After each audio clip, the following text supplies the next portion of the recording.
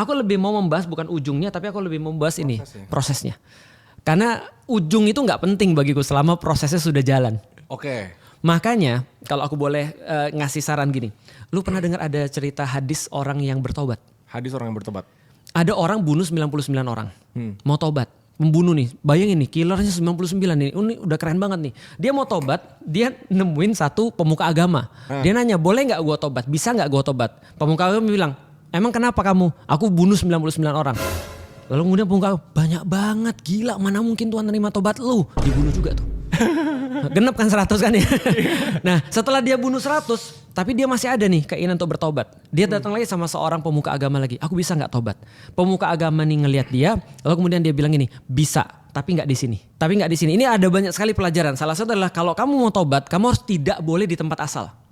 Kamu harus pergi. Gak boleh di tempat asal secara geografis, secara Harus fisik apa gimana? harus pindah. Gampangnya gini deh.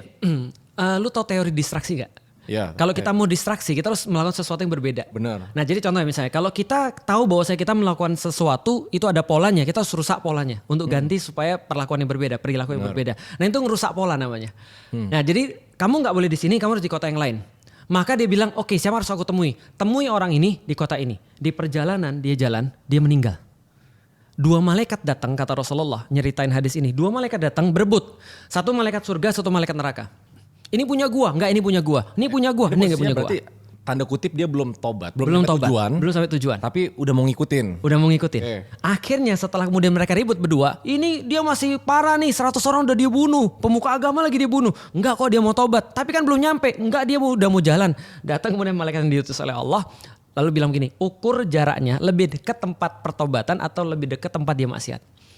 Ternyata dalam hadis itu dikatakan dia selangkah lebih dekat kepada tempat pertobatan. Dan dia dihitung sebagai orang yang bertobat walaupun dia belum bertobat. Artinya proses lebih penting.